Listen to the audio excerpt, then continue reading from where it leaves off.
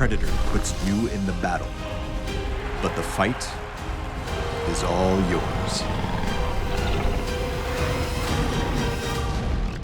Summon your strength.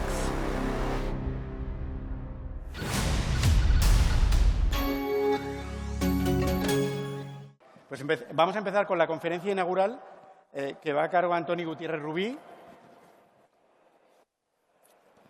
buscando un modelo de ciudad para este siglo ante el colapso. Antoni es asesor de comunicación, consultor político, fundador y director de Ideograma, consultora de comunicación en España y Latinoamérica, especializado en nueva política y nuevas tendencias en el ámbito social y empresarial. Hasta aquí bien, ¿no? Vale. Hoy además va a hacer doblete, además de esta inauguración va a acompañarnos luego en la mesa de Democracia e Internet. Así que, bueno, pues le dejamos el escenario y a aprender todos, yo el primero.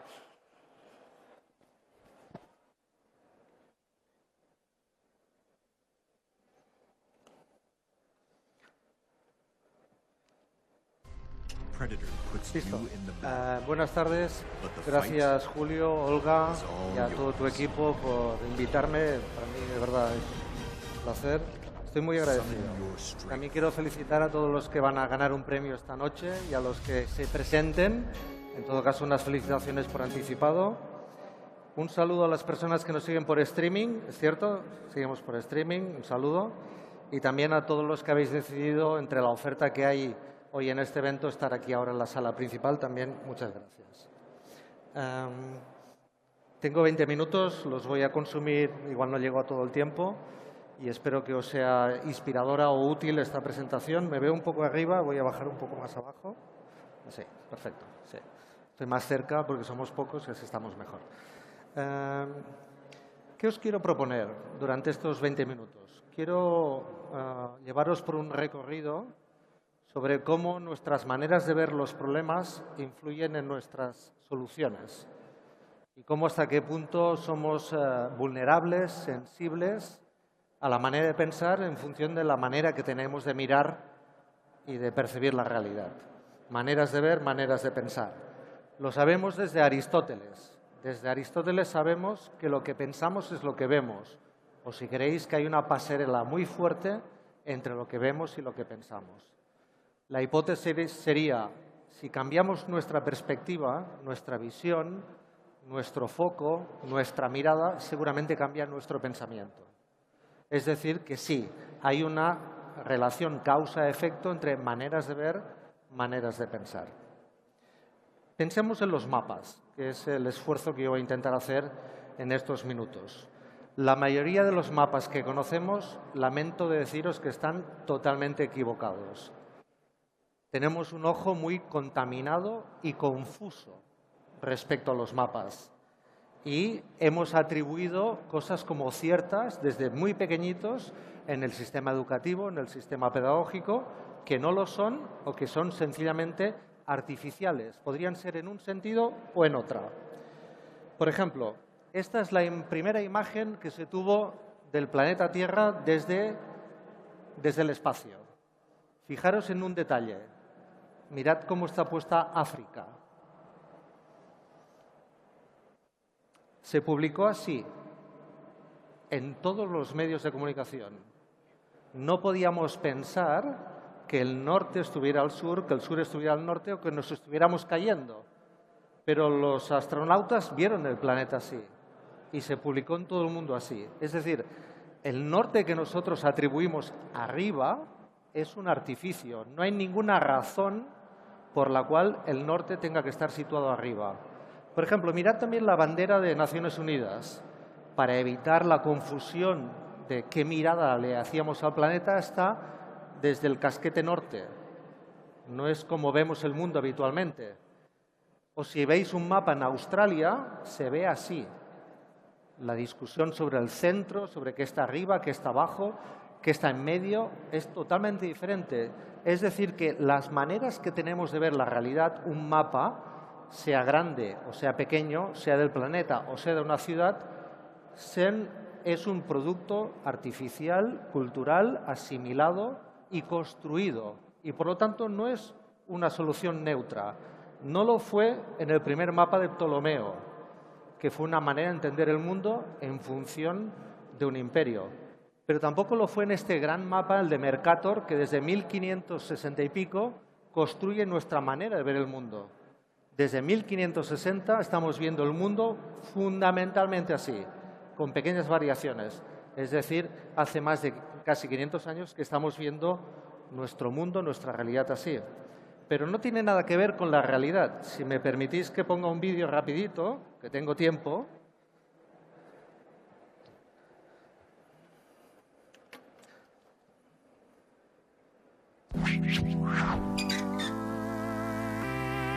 Atentos a nuestras confusiones mentales.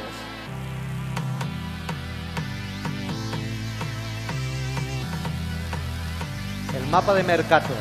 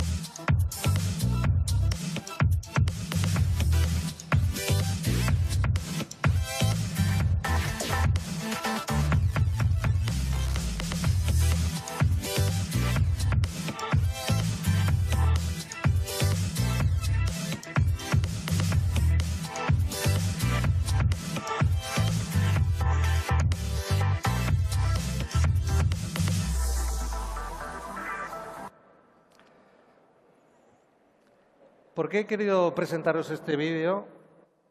Porque nos ayuda a darnos cuenta hasta qué punto tenemos una gran contaminación visual, que significa una contaminación intelectual. Nuestra contaminación visual, nuestra confusión visual, nos da perspectivas de la realidad, del mundo, de lo que nos rodea, de manera radicalmente diferente. Cuando veáis África, tenéis que empezarla a ver desde esta realidad. Desde cuánto territorio es capaz de contener África.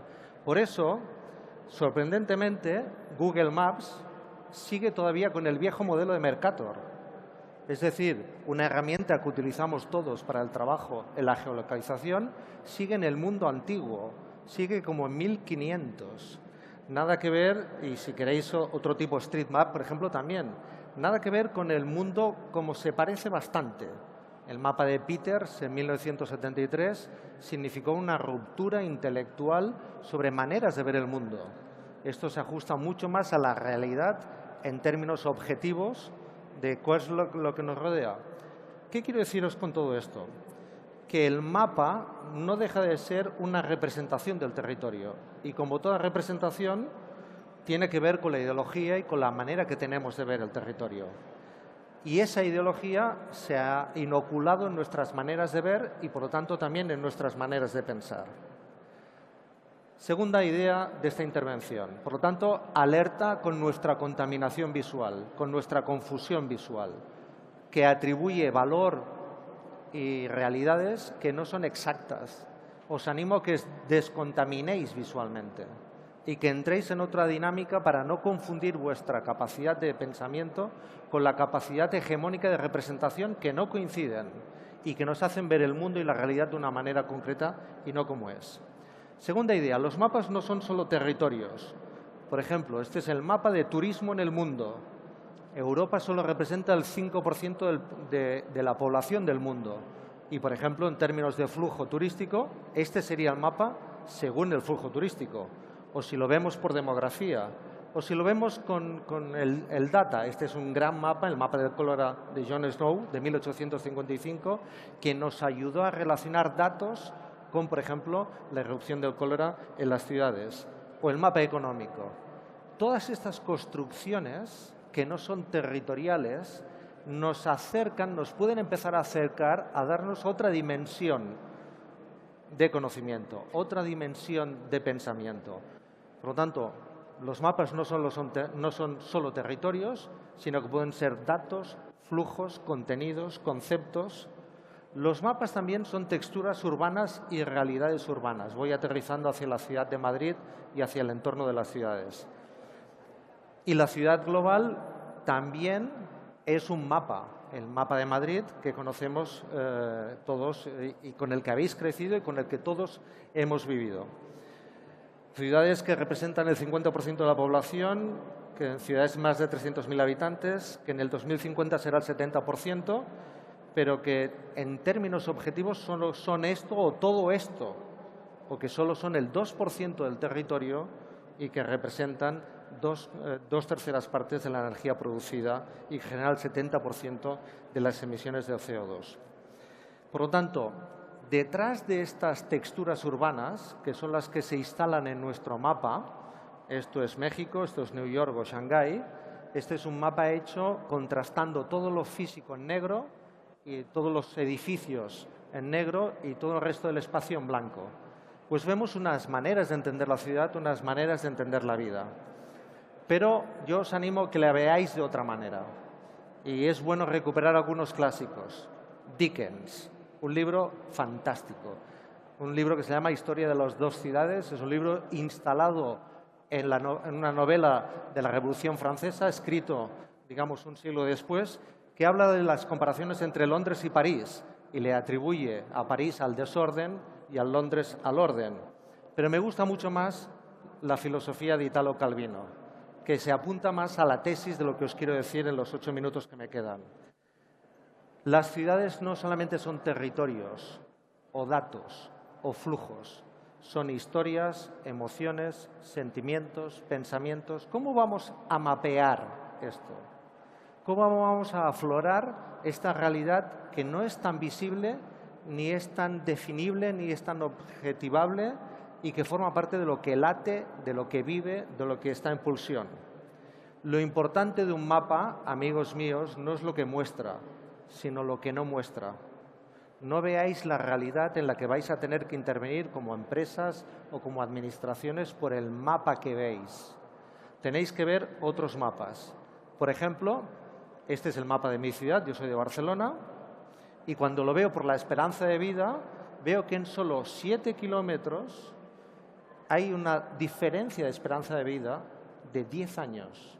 La gente que vive, mis conciudadanos que viven en Nou Barris tienen esperanza de vida 75 años y los que viven en Las Corts tienen 86. O si lo vemos, el mapa, por ejemplo, atmosférico de la ciudad de hoy toma de las 12 de la mañana de un sistema, digamos, europeo. Los puntos negros significa que todavía no había captura de datos. Pues, por ejemplo, esta es la realidad también de lo que no vemos. Ni las nubes ni la contaminación conoce de fronteras, ni de distritos postales, ni de distritos administrativos, ni de organigramas. Es decir, que lo que vemos en los mapas y los sistemas de gobierno que tenemos para esos territorios con la visión de los mapas no coincide con la realidad a la que tenemos que trabajar. Por lo tanto, os animo a que exploréis otra realidad. Ver la realidad en la que vais a intervenir más allá de sus estructuras físicas y verlas con unos niveles de abstracción que os permitan otros niveles de pensamiento para intervenir políticamente. Por ejemplo, mapear la renta es posible. Hoy podemos tener herramientas para identificar que una piscina en una determinada azotea o un determinado tipo de colector o un determinado tipo por ejemplo, de parking o de alumbrado atribuye y da informaciones de renta con unos niveles de precisión mucho más potentes que los datos socioeconómicos que tenemos habitualmente. Podemos mapear la política Este es uno de los gráficos más importantes del 15M y es un pequeño homenaje que te he hecho para esta intervención. Podemos mapear también las conversaciones. Este es un mapeo de una conversación sobre Brexit. O podemos mapear la vida y la realidad de otra manera. Por ejemplo, esto es como se ve San Francisco en función de las conversaciones, de los temas y de los contornos de referencia. Por ejemplo, para una administración pública, saber que el hip hop o la música o los foodies está cerca del LGTB es un dato muy importante en la planificación de comunicación o de gestión de recursos. Por lo tanto, ver la realidad, ver lo que está debajo, ver lo que no es evidente, ver las redes, por ejemplo, o ver los flujos. Por ejemplo, esto es un mapa de flujos muy importante sobre los tweets nocturnos en el sistema de autobuses de la ciudad de Barcelona. Con lo cual, podemos empezar a tener una información de dónde podríamos tener mejores servicios de atención sanitaria o de previsión en términos de protección civil o de policía municipal.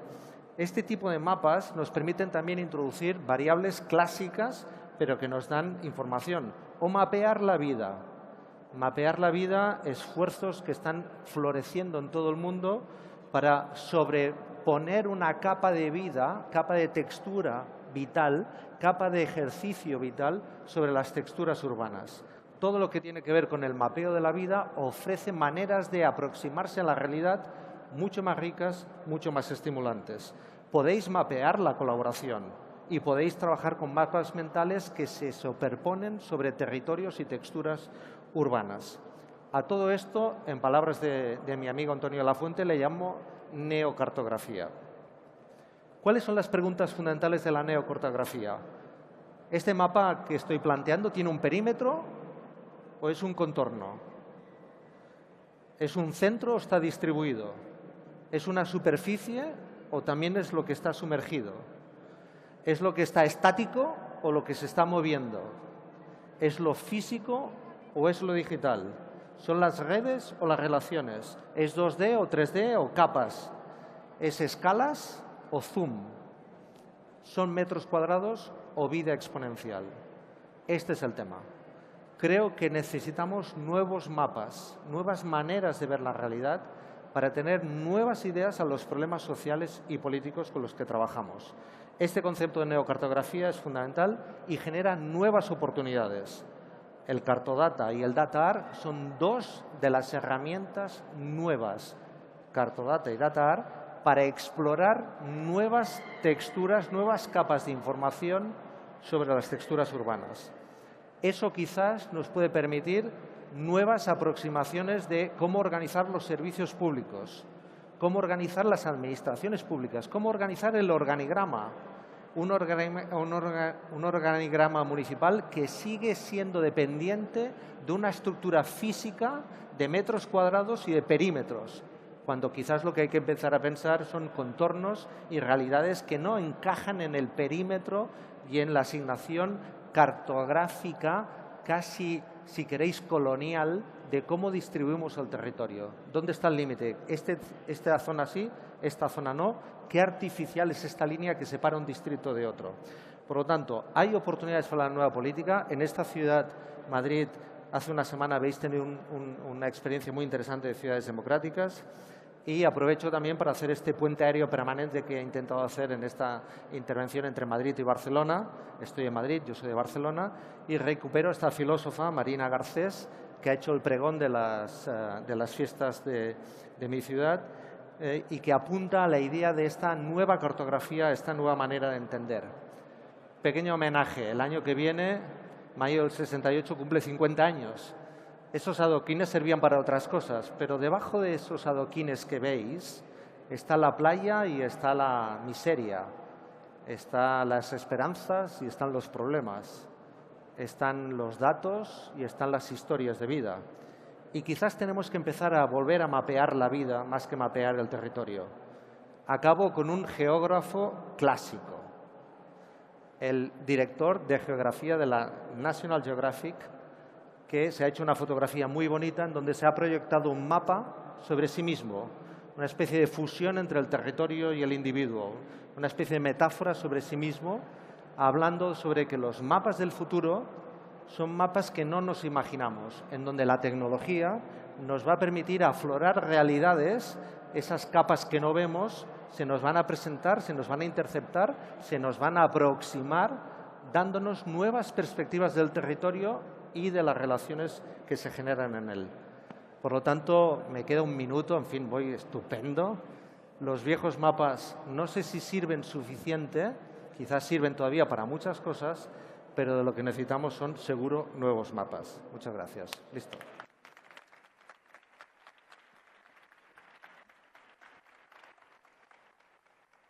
Hola, buenas tardes. Bienvenidos a la mesa redonda Nueva Geografía de las Ciudades, buscando un nuevo modelo de ciudad para este siglo antes del colapso.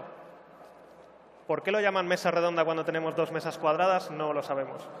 Tenemos con nosotros un grupo de gente bastante complementario con los cuales vamos a estar hablando de cómo la tecnología va a influir en las ciudades del futuro.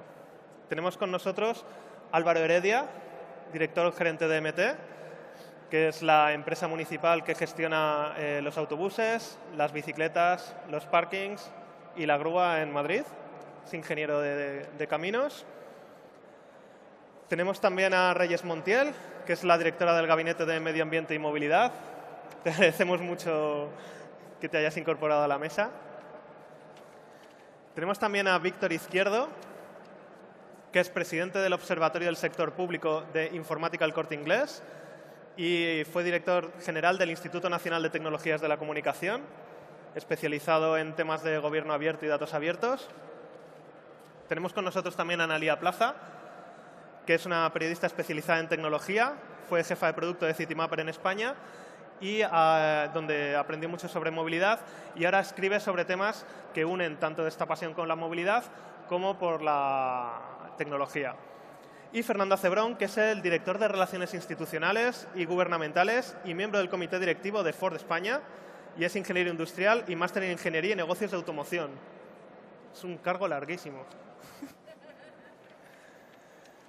Muy bien, pues esta es la primera mesa redonda que hacemos y el formato que vamos a seguir va a ser una pequeña pregunta a cada uno de nuestros ponentes y luego les vamos a dejar pues, que se pueda desarrollar este pequeño debate en el que reflexionemos entre todos sobre cómo nos imaginamos la ciudad del futuro. Si quieres empezamos por ti, Álvaro, por orden de colocación. Pues nada, buenas tardes y muchas gracias a todos por invitar a mí en representación de la empresa municipal de transportes. La verdad que esta es una pregunta que nos hacemos muchas veces, ¿no? ¿Va a haber futuro para la ciudad? Vosotros lo habéis dicho mejor, que es ¿va a colapsar la ciudad o lo podremos evitar? Yo creo que es un planteamiento bastante más correcto. Si retrocedemos más de 2000 años, yo os digo una cosa, la Roma imperial tenía problemas de atascos y aplicó peajes. Y ahora me diréis, bueno, la innovación, la tecnología va a venir a resolvernos el problema. Innovaciones en la movilidad, ha habido algunas absolutamente extraordinarias, ¿eh? Lo que supuso la aparición del tren, que de repente pudiéramos transportar a esas velocidades toneladas que antes eran inimaginables, no os podéis suponer lo que significa como innovación tecnológica en la movilidad. Lo que supuso Macadam, asfaltar, pasar de tener caminos de cabras a tener carreteras, en términos de velocidad y de perfeccionamiento, no os podéis imaginar lo que pudo suponer. Lo que supuso la introducción del coche y lo que es la movilidad individual en esas velocidades, tampoco nos podemos imaginar y todo eso cambió la historia. A día de hoy seguimos preguntándonos si hay atascos en la ciudad, escenario 2 de contaminación y parece que estas innovaciones tecnológicas no han resuelto aún el problema. Y yo creo que la respuesta no la vamos a inventar ahora. En el año 63, un señor que se llamaba Buchanan le hicieron esta misma pregunta. Hizo sus cálculos, era ingeniero, y dijo, no me salen las cuentas. O apostamos por el transporte colectivo o las cuentas no salen. O nos creemos que el transporte público es la columna vertebral de la movilidad o ningún coche volador, eléctrico, imaginario, autónomo, con el nombre más fashion y más interesante del mundo, va a resolver la ecuación. Entiendo que es mucho más emocionante llamarlo taxi robot que llamarlo autobús, porque llevamos 100 años conociendo el autobús. Quizás el problema no es el modo del transporte, Quizás el problema es un cambio cultural en qué tenemos que ceder todos para que esa movilidad sea posible. ¿Quiere decir esto que la tecnología no viene a aportarnos cosas? Claro que sí. Seguramente dejemos de tener que transportar autobuses en la ciudad que en un sitio están sin pasajeros, mientras que tenemos otro autobús atascado de gente en la otra esquina de la ciudad, de la misma ciudad. Quizás tendremos que empezar a adaptarnos a la demanda, a hacer un servicio de transporte público mejor. Quizás la capacidad que tenemos ahora de recoger datos, leerlos, procesarlos en tiempo real y tomar decisiones y complementarnos en aquellas zonas donde el transporte público no es eficiente, nos ayude y nos ayudará. Y sin duda es el reto que tiene Madrid y que está llevando a cabo ahora. Pero bienvenida sea la tecnología, pero primero mirémonos a nosotras mismas y sepamos que sin transporte público la ciudad colapsa seguro y mañana. Bueno, tenemos aquí una visión de Álvaro que tiene muy claro su posición pro transporte público. Reyes, ¿cómo te imaginas tú la ciudad del futuro? Además, siendo del área de medio ambiente, movilidad, ¿cómo puede ayudarnos la tecnología a evitar episodios de contaminación como los que estamos teniendo esta semana? Yo es que no estoy muy de acuerdo con la pregunta. Yo creo que la ciudad del futuro será la que nos planteemos ahora en el presente.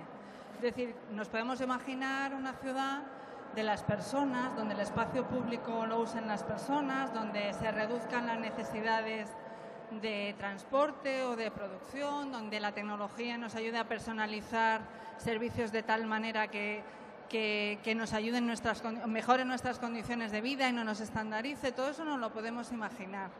Pero si no ponemos las bases para que eso pase en estos momentos, nunca será la ciudad del futuro, será la pesadilla del futuro. Y es un poco en la línea de lo que decía Álvaro. Ahora mismo tenemos un reto fundamental en las ciudades, es volverlas como a escala humana, ¿no? Y plantearnos el transporte como servicio y no como aparatos, no como tecnología. O sea, no necesitamos más tecnología, necesitamos organizar una movilidad como servicio. Ya antes comprarse un coche era como una especie de síntoma de éxito. Pues ya no debe pasar más. Y ni creo que los gobiernos deban ya dedicarse a subvencionar coches, no creo que deban dedicarse a solucionar atascos, no creo que tengan que dedicarse a eso. Tienen que dedicar a garantizar que las personas se mueven por los medios, por varios medios, que la movilidad está garantizada y equilibrar un poco lo que nos pasa ahora en las ciudades, y es que una minoría que usa el coche privado ocupa el 80% del espacio de la ciudad y el 60% de los recursos públicos. Por lo tanto, sí es verdad que se puede uno imaginar una ciudad inclusiva, saludable, sostenible, pero si no ponemos las bases de ese futuro ahora no lo vamos a ver. Muchas gracias, Reyes. Álvaro, a ti me gustaría preguntarte, igual que a Reyes le he preguntado más por la parte de medio ambiente, ¿cómo nos vamos a gobernar gracias a la tecnología? ¿Cómo va a funcionar el sector público para los ciudadanos gracias a la tecnología? Bueno, Víctor, Álvaro es este. Ay, perdón. Víctor, perdón. Vale. Bueno, yo estoy bastante de acuerdo con... Creo que se me oye.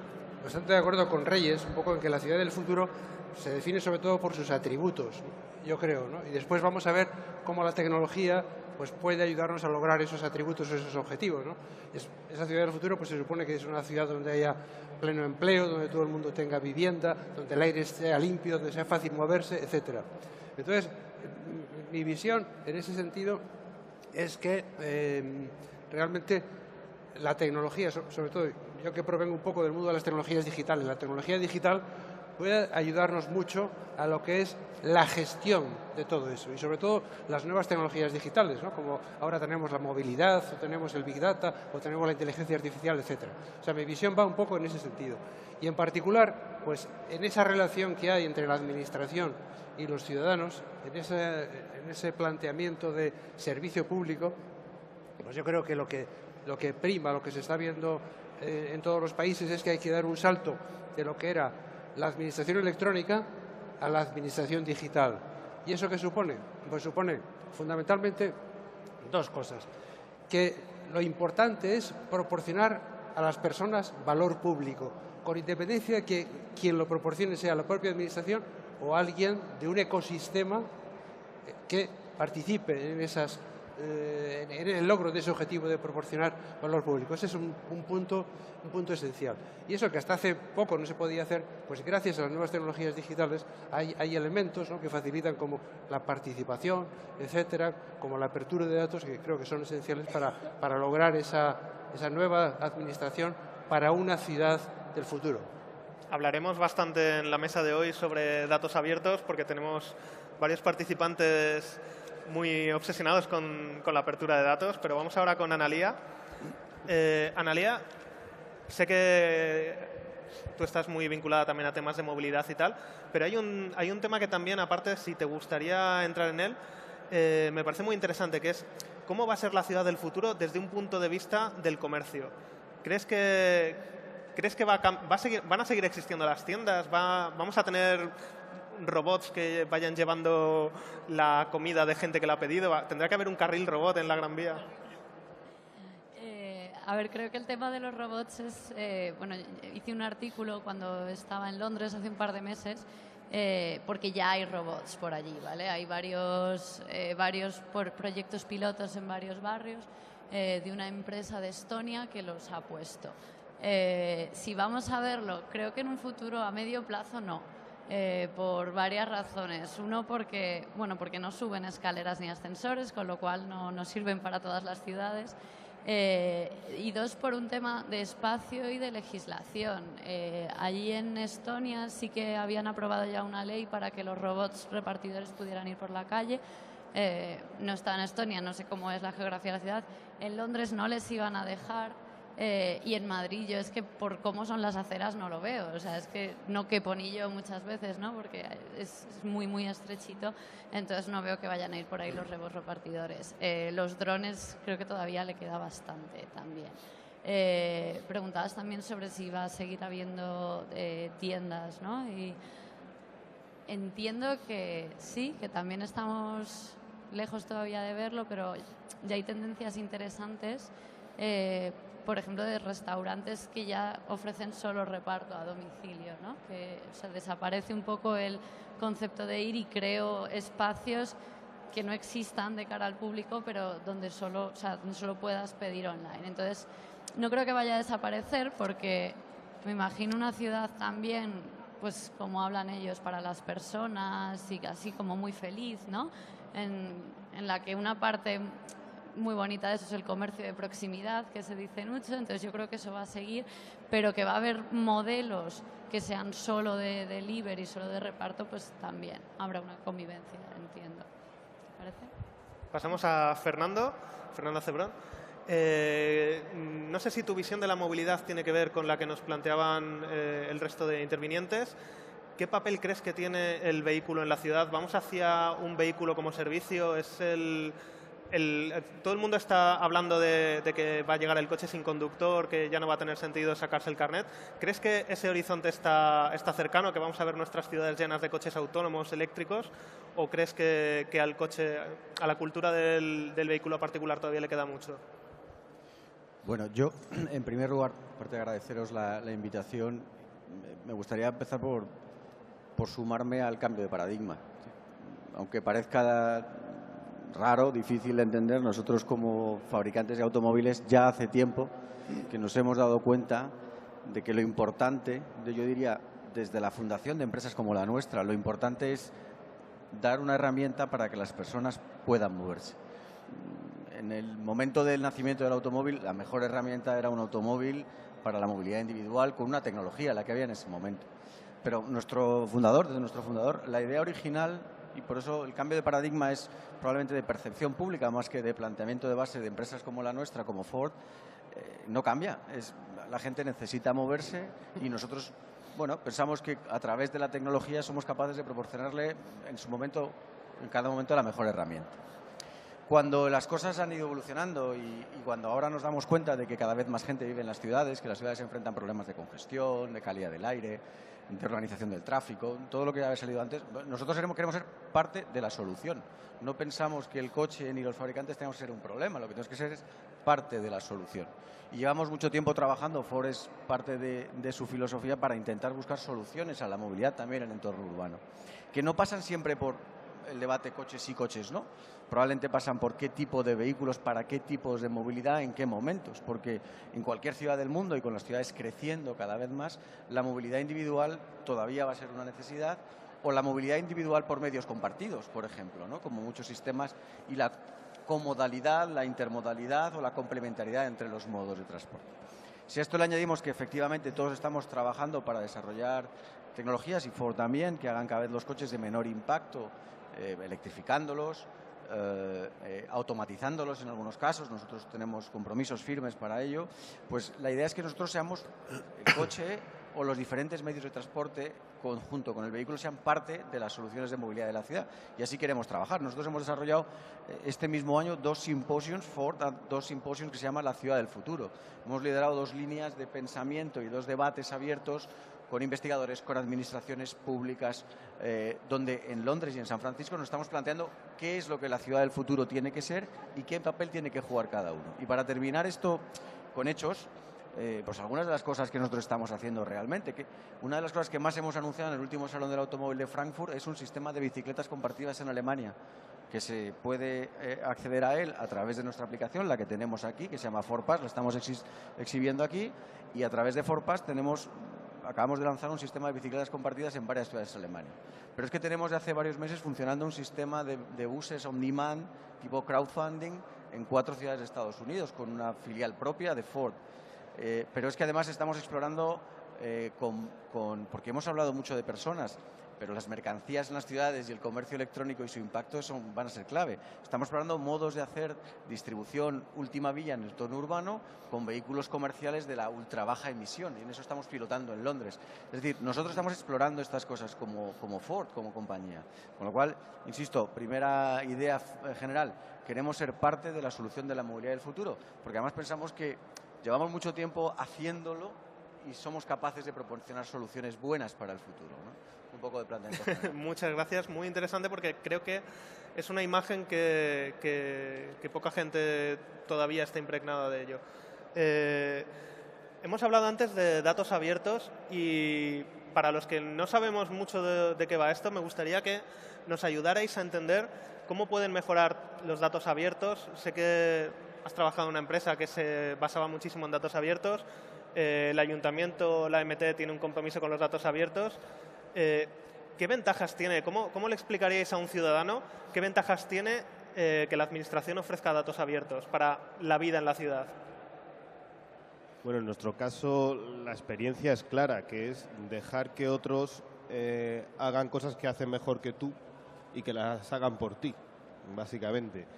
Y entonces nosotros lo que tenemos es una política bastante importante de datos abiertos. Tenemos una app propia, porque bueno, creemos que tenemos el deber de tener la nuestra, pero lo que nos esforzamos mucho es en dar muy buenos datos abiertos y una plataforma para los desarrolladores de aplicaciones para que puedan hacer el mejor uso de ellos. Y somos conscientes de que lo que hacen es muy bueno y que a nosotros nos beneficia muchísimo, además. Entonces, básicamente es la forma en que lo entendemos, es decir, dejar que de forma colaborativa otras empresas y otros colectivos pues puedan hacerlo. Pero yo creo que en esto Analía nos puede dar un máster y sería mucho mejor que contestar a ella. Sí, a ver, ahí, o sea, además de lo que dice Álvaro de da tus datos y que otros trabajen por ti, hay un argumento anterior al tema de la apertura de datos, y es la organización interna de la propia administración. O sea, si tú tienes que mirarte para adentro, ordenar lo que tienes porque se lo vas a mostrar al público, vas a hacer ese esfuerzo de ordenar y de estructurar todo lo que tienes dentro. Y ahí, por ejemplo, te puedo poner, o sea, hay ejemplos que no están relacionados con el transporte, pero relativo al transporte, yo siempre me quejo mucho de cercanías porque no lo tiene abierto, y eso lleva a que tampoco esté estructurado, y ya sabes que pues el plano y la señalética en las estaciones muchas veces no se corresponden. Perdona, Analía, ¿puedes contarnos un poco en qué consiste que los datos estén abiertos, estructurados? Bueno, consiste Ten en cuenta que tenemos en el caso de transporte, por ejemplo, lo que deja la MT son datos de las líneas, las frecuencias, los horarios y las paradas en unos formatos, de forma que los desarrolladores lo pueden coger y hacer aplicaciones con ellos. En el caso de cercanías sería lo mismo, o sea, tendrías unos datos en los que, bueno, no solo está en el buscador de cercanías para que tú tengas unos horarios, sino que hay una serie de datos que Google Maps, por ejemplo, puede coger, puede integrar y puede mostrar pues, las líneas, las paradas, los horarios de paso, etcétera. Si ese dato cercanías no lo da, nos los tenemos que ingeniar para sacarlo nosotros y estructurarlo, que es lo que entiendo que han hecho pues, Google y muchas otras. Víctor, ya sabes que me iba a girar a ti. No. Vamos, yo creo que es un enfoque muy importante, ¿no? Todo este tema de los datos abiertos y de la reutilización de la información del sector público, que surge pues, a finales de los años 90 o así, con impulso de la Unión Europea, y que después bueno, se va decantando. Y ahí pues, tenemos en España nuestra primera ley de reutilización de la información del sector público en el año 2007, o sea que llevamos 10 años con ese tipo de políticas. Y desde luego lo que está claro es que inicialmente surge con la idea de que el sector privado pudiera desarrollar iniciativas, negocios, ahora diríamos pues apps, etcétera, que generaran riqueza, empleo, etcétera. Pero se ha visto que eso puede tener un alcance también muy superior, ¿no? a esto, no exclusivamente ese tema, ¿no? de generar esa riqueza o esa actividad. De hecho, por ejemplo, pues ahí conecto con una cosa que ha dicho Analía, que muchas veces dicen las propias administraciones se benefician de que otras administraciones abran sus datos, porque hasta que no ha habido esa política de datos abiertos era muy difícil acceder a datos de otra administración, por ejemplo, desde el ayuntamiento a datos del Ministerio de Hacienda o del catastro, de lo que sea. Entonces, ese ya es un gran beneficio inicial. Y en cualquier caso, pues esto está un poco todavía, a pesar de que llevemos como 10 años trabajando en eso, todavía está muy incipiente. Todavía no hay... se han hecho estudios sobre lo que puede suponer en términos económicos y en términos de empleo todas esas iniciativas de apertura de datos de las administraciones públicas. Pero esos eran estudios un poco predictivos. Todavía nos falta el ver y conocer realmente cuál es el valor, qué es lo que estamos obteniendo de eso en términos pues, de empleo, de satisfacción de las personas, de cobertura de necesidades públicas y demás. Yo creo de todas maneras pues, que es un gran paso, ¿no? Y que pues, supone también el abrir pues, la administración a la ciudadanía, a las personas. A mí me gusta tener una visión optimista de la tecnología, de la ciudad. Y me gustaría plantearos una pregunta para que nos ayudéis un poco en ese sentido. ¿Qué problemas que hoy se dan en las ciudades creéis que va a resolver la tecnología? ¿O qué problemas creéis que es más fácil que vayan a estar superados dentro de poco?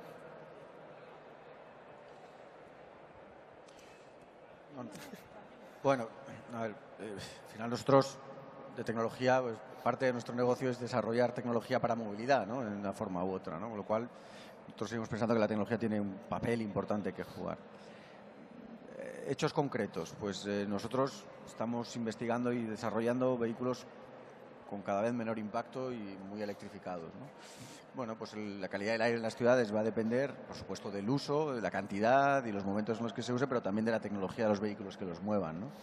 Ahí yo no puedo asegurar que el desaparecimiento es la palabra que utilizaría en un contexto de medio plazo, pero que una parte de la solución puede venir por la mano de las tecnologías de propulsión del futuro en una transición razonablemente ordenada y en la medida de posible pues acelerada para que los parques en general, no solo del vehículo privado, los transportes públicos, de los vehículos que hacen distribución urbana de mercancías, cada vez sean más limpios, ¿no? Y de tecnologías pues cada vez más electrificadas, ¿no? El futuro está por ahí. La segunda parte es la automatización. Nosotros, bueno, tenemos un compromiso firme y hay muchos fabricantes que lo tienen, pero el nuestro es tener vehículos automáticos o automatizados 100% en el nivel 4, que es como se llama en la terminología así más técnica, en el año 2021. Eso está muy cerca. Lo estamos pensando para servicios de transportes compartidos, tipo ride-hailing o ride-sharing, o entornos de distribución de mercancías, pero entornos grandes, en grandes ciudades, que de forma más o menos automática ya puedan hacer ese tipo de servicio, con lo cual ahí en esa parte yo creo que también hay una solución. Y el otro driver importante que yo creo que puede ayudar mucho y tiene mucho que ver con la información, la apertura de la información, el intercambio de la información continua, tiene que ver con la conectividad con la conectividad permanente y absoluta que la mayoría de los vehículos van a tener en el corto o medio plazo. Nosotros tenemos unas plataformas de conectividad más potentes del sector, también abierta, por cierto, están utilizando otros fabricantes la misma tecnología para, por ejemplo, emular el contenido de un teléfono móvil y sus aplicaciones principales en la pantalla de nuestros vehículos. Eso ya es posible. Y de ahí a compartir datos para gestionar conjuntamente mejor la necesidad de movilidad en una ciudad, con información de tráfico en tiempo real, con recomendaciones de otros conductores, con comunicación vehículo a vehículo, vehículo a infraestructura, puede ser parte también de la solución, y la tecnología está, ¿no? Nosotros desde el año que viene todos nuestros vehículos van a tener conectividad permanente, 3G, 4G, con un módem embebido y por lo tanto permanentemente conectados y permanentemente abiertos a intercambiar información, ¿no? Yo esos son algunos de los ejemplos que citaría en la medida de lo que puede contribuir la tecnología. Creo que Reyes querías opinar sobre este tema. Porque yo tengo como Acércate un pelín un más. enfoque distinto en cuanto a la tecnología. Yo creo que la tecnología no nos va a ayudar ni más ni menos que en otras épocas ha ayudado la tecnología a solucionar los problemas de ese momento y de esa época. Y entonces es verdad que tenemos unos problemas complejos, que tenemos una acumulación de tecnología y que si seguimos investigando tendremos mejor tecnología para solucionar problemas, pero tendremos los mismos dilemas y tendremos los mismos retos de pensar si benefician realmente a las personas o no. Y voy a poner un ejemplo, porque además es muy curioso, porque siempre que hablamos de ciudades del futuro hablamos de movilidad y hablamos de transporte fundamentalmente. Cuando hay otros temas, podríamos hablar de la renaturalización de las ciudades, o podríamos hablar de energía, o podríamos hablar de inclusión social o de educación. Es un poco... no dejamos de ser presas del paradigma anterior si todavía seguimos hablando de coches en la ciudad del futuro. Y es que por mucho que mejore la tecnología y por muy poco que contaminen los coches, es que ese es debate del siglo XX ya. O sea, quiero decir que es que yo tampoco estaría contenta en una ciudad que cambiara los coches de ahora de gasolina por uno eléctrico. No, yo quiero tener otra configuración del espacio, quiero que el espacio se use de otra manera, y eso pasa por liberar espacio que ahora mismo ocupa el coche para otros usos. Entonces, está muy bien que los coches que tenga que haber no sean limpios y no sean contaminantes, pero es que el debate no es si es coche sí, coche no. Es una movilidad individual en frente de una movilidad más colectiva, o incluso una reducción de las necesidades de movilidad, porque la tecnología nos puede ayudar a que no tengamos todo el día que ir de acá para allá para trabajar, para ir a comprar, para ir a pasear. O sea, ahora mismo estamos en una ciudad que la gente coge el coche para ir a correr al Retiro, que es una estupidez, pero pasa, ¿no? Entonces, el problema es que esa tecnología está muy bien que mejore, pero yo creo que en la ciudad del futuro eso tiene un techo. Ahora no necesitamos un coche, no necesitamos tener un coche o comprar un coche, necesitamos usar un coche. Y ese yo creo que es el gran cambio, digo un coche como cualquier otra cosa, el gran cambio que va a suponer la tecnología para la ciudad del futuro. Déjame solo, es que yo creo que estamos fundamentalmente de acuerdo, sinceramente lo pienso. En ningún momento he utilizado, o sea, la pregunta era, ¿la tecnología nos puede ayudar? Claro, hablo de las tecnologías en las que yo puedo conocer y puedo aportar, desde luego de modelo de ciudad, energía, todo eso. Bueno, pues nosotros podemos tener ideas, también creo que las podemos tener, pero no es donde yo puedo aportar algo más de conocimiento al debate, ¿no? Por eso me he centrado pues, en lo que hacemos. Claro, nosotros lo que hacemos es tratar de solucionar los problemas de movilidad de la ciudad del futuro, evidentemente, ¿no? El otro debate. Y no creo que sea compatible. Yo en ningún momento he hablado de que esa tecnología del futuro tenga que ir absolutamente vinculada a la posesión de ese coche, ¿no? El modelo de propiedad es una de las cosas que también nosotros nos estamos planteando. ¿Qué va a pasar en el futuro? Vamos a compartir el vehículo, vamos a poseer el vehículo, ¿no? Nadie ha asociado tener un coche para una movilidad individual. No, yo estaba diciendo, hay tecnologías del futuro que en un entorno de movilidad compartida, por ejemplo, pueden ayudar a que la movilidad por medios que tradicionalmente hemos asumido como de movilidad individual se puedan compartir en un modo compartido, ¿no? Y es verdad que la distribución, digamos, la organización urbanística de las ciudades condicionan absolutamente las necesidades de movilidad. Pero también hay que asumir que las ciudades que tenemos hoy son las que tenemos y hay una transición hacia un modelo de ciudad completamente distinto desde un punto de vista de planificación urbanística. Puede ser, pero entre tanto hay que manejar, y vosotros mejor que yo sabéis lo que cuesta cambiar el modelo de diseño o de desarrollo urbanístico de una ciudad, ¿no? Y lo que los flujos y las necesidades, yo podría poner mi ejemplo. Yo en algunos flujos, mi necesidad de movilidad, por empezar, porque el transporte público en ciudades como Madrid está concebido desde una perspectiva muy radial, y eso habría que cambiarlo, pero lleva un tiempo, lleva una inversión pública muy... Hoy en día hay flujos de movilidad que otros modos atienden mejor que el modo público, y hay una convivencia necesaria, una evolución necesaria hacia un entorno a lo mejor de ciudad diferente, ¿no? Y ahí en esa es donde la tecnología sí puede ayudarnos a hacer un poco esa transición, ¿no? A mí me gustaría comentar una cosa también, que es que la ciudad no solo es de sus ciudadanos, sino también de sus visitantes. Y realmente... Tenemos ahí un tema bastante interesante, ¿eh? Sí.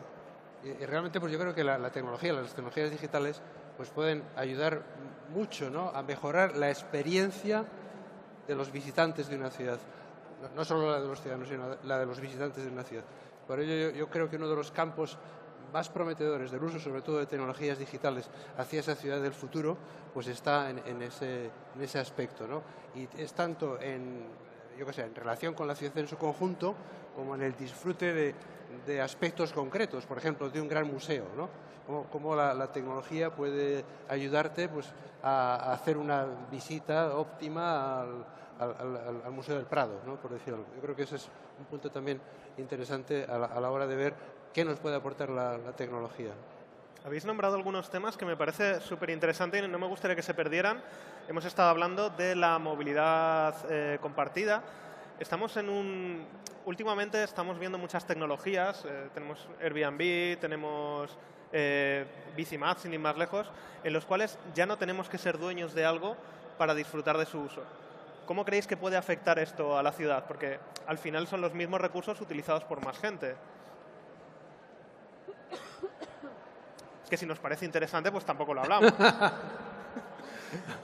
Bueno, yo creo que sí, que eso ya es una realidad, pero podemos ir más lejos, ¿no? Es decir, porque son discursos que repetimos muchas veces en este tipo de foros, ¿no?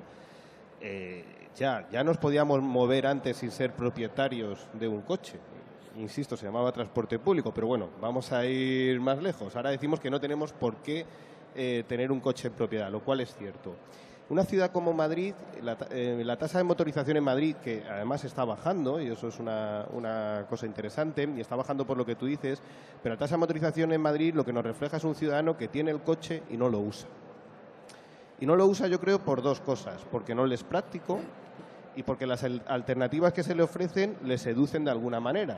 Y en el transporte, que es una actividad intermedia, que no es una finalidad en sí mismo, se seduce siempre porque en tiempo y en coste seas mejor y luego le puedas dar otro tipo de servicios. Yo cuando oigo hablar, por ejemplo, del coche autónomo, siempre te lo explican diciendo: podrás ir leyendo en vez de conducir. Ya, en el autobús también. Es decir, entonces, creo que seducimos porque, por ejemplo, ofrecemos que pueden ir leyendo y demás.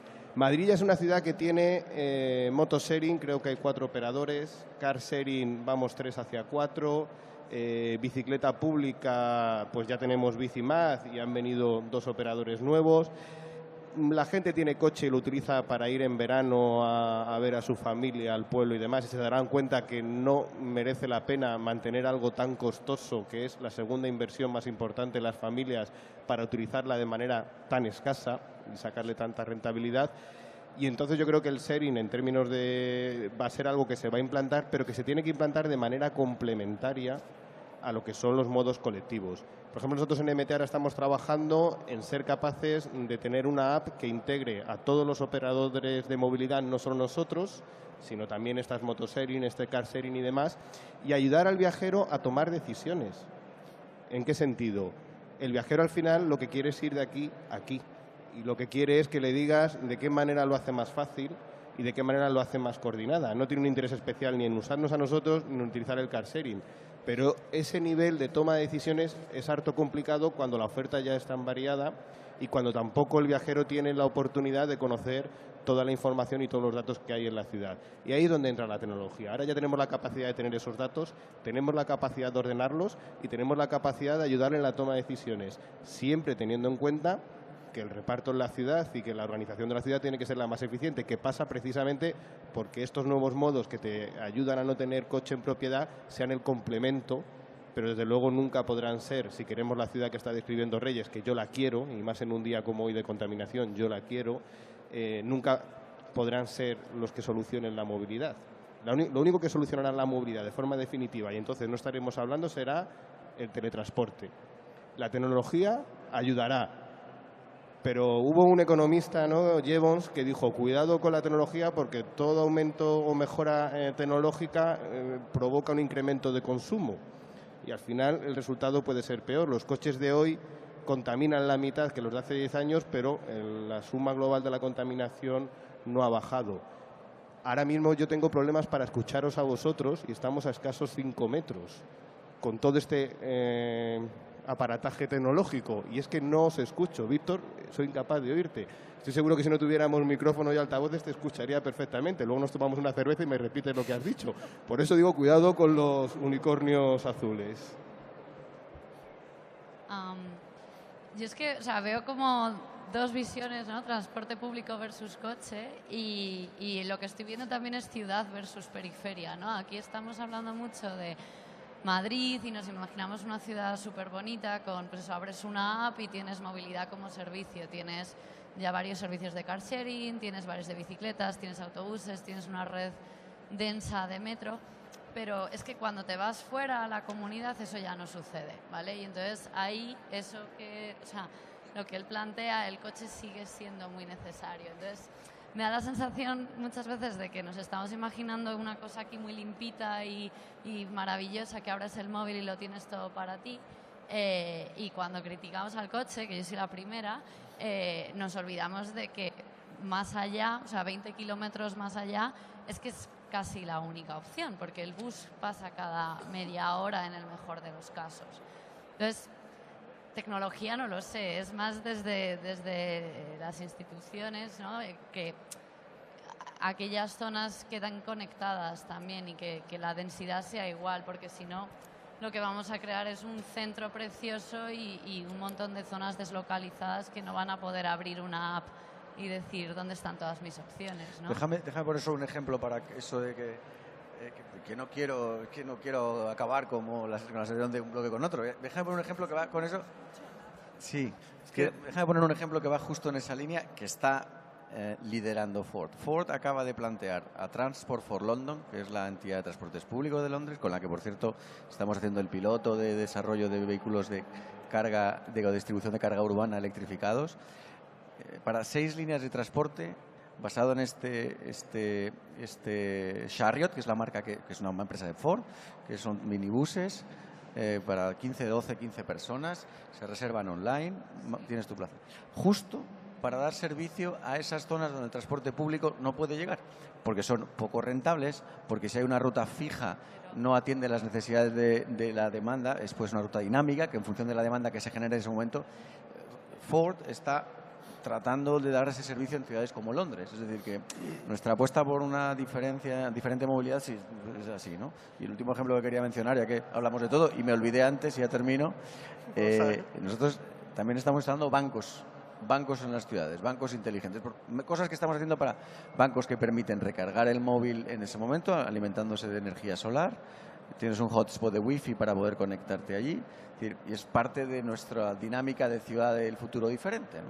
Reyes, perdona, cuéntanos. Sí, es que siendo cierto lo que decís sobre cómo se organiza el transporte en la ciudad, pero también es una cuestión de cultura, también de movilidad que tenemos. Es decir, el que haya zonas en donde la única alternativa sea el coche, que se podían plantear soluciones como las que estabas diciendo, no significa que tengas que llegar a la Puerta del Sol en coche, que es lo que pasa en esta ciudad. O sea, por ejemplo, hay ciudades que no hace falta irse a Europa, es Cáceres, que tienen un centro histórico a conservar y que todo el mundo entiende que el coche se tiene que quedar fuera del centro. Aquí en Madrid identificamos como una cosa de libertad personal no poder circular por la Gran Vía.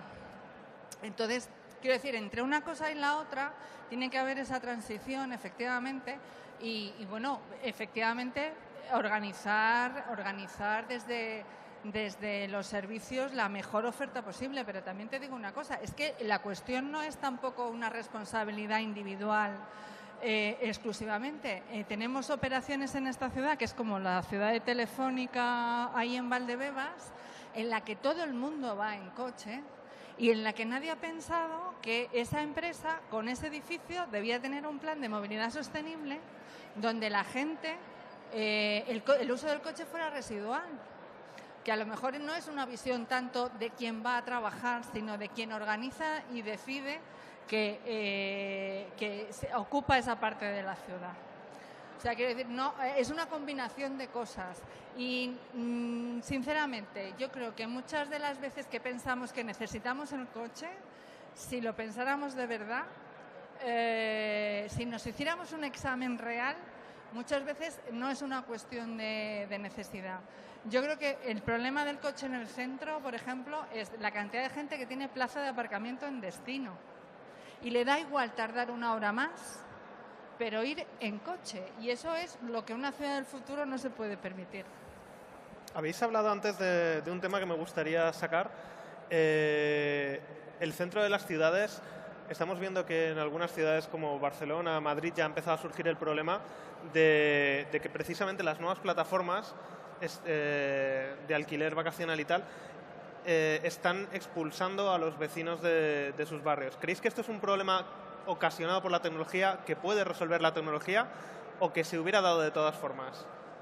A ver, yo creo que esto lleva pasando mucho tiempo, lo que pasa es que ahora nos afecta a nosotros, entonces pues nos afecta a nosotros en nuestro entorno, entonces decimos, vaya, no podemos vivir en el centro, pero el hecho de que... ¿Tenemos que cortar? ¿Sí? No, perdona. Bueno, que la gente se vea expulsada de sus barrios porque llegue gente más rica a ellos, yo creo que lleva pasando bastante tiempo. Lo que pasa que, de nuevo, ahora nos afecta a nosotros. Creo que se ha acelerado mucho, que lo estamos viendo, que en Madrid especialmente, que el centro siempre no ha estado muy renovado, se está comprando mucho edificio y lo están acelerando, pero no creo que sea un problema de plataformas, ¿no? Al final hay grupos de inversión que están comprando los pisos. Quizá Airbnb ha sido la que ha potenciado todo esto, el alquiler corto, pero lleva pasando tiempo. De nuevo, ahí, no sé, las administraciones tienen un papel fundamental en regularlo, ¿no?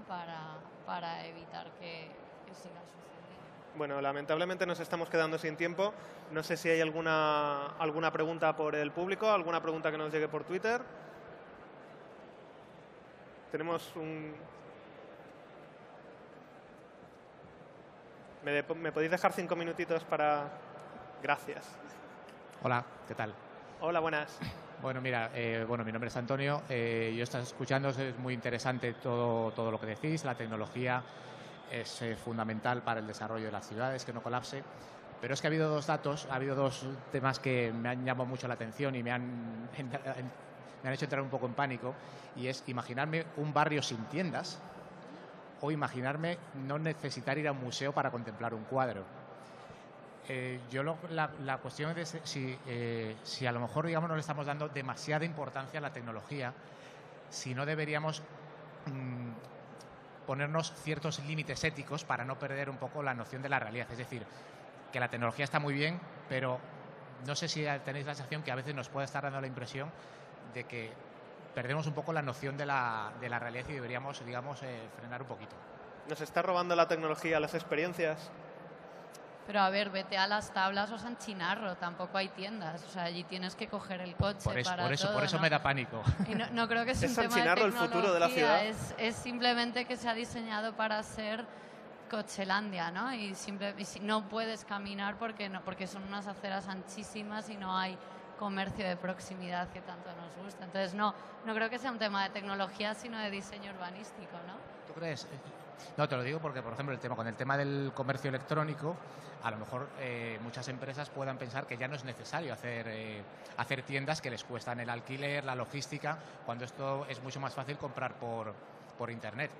Efectivamente, es decir, es de diseño, pero a lo mejor ese diseño ha podido venir por esa tecnología. Es decir, que si no fuera tanto, sí que hubiera habido tiendas en esos barrios. No sé, es una cosa que a veces me planteo, vaya. Si queréis valorar de alguna manera esto. Es que te he oído a medias, Antonio, lo siento. Bueno, pues, lo lamento. Si te Pero bueno, parece- creo que has hablado de un barrio sin tiendas y de si realmente la tecnología tendríamos que parar y ser más éticos. Y era un poco el ejemplo de Fernando con Airbnb. Yo creo que, desde luego, lo que sí que es necesario que las administraciones y los poderes públicos tengan la capacidad de acelerar su ritmo de regulación y de ordenación a la velocidad en la que la tecnología avanza. Porque si no, lo que estamos yendo es a una especie de mundo neoliberal en el que no hay reglas, que haya gente que la apasiona, no es mi caso, porque significa al final la ley del más fuerte. Y nunca tenemos en cuenta a los que se van quedando por el camino.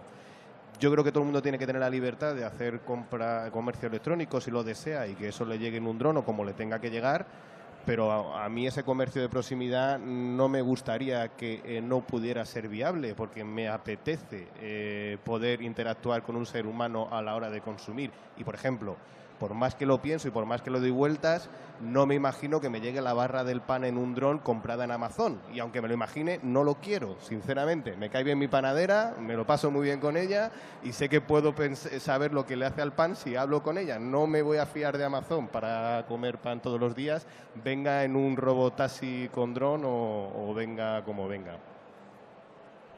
¿Tenemos alguna pregunta más? Sí, tenemos una pregunta ahí al fondo.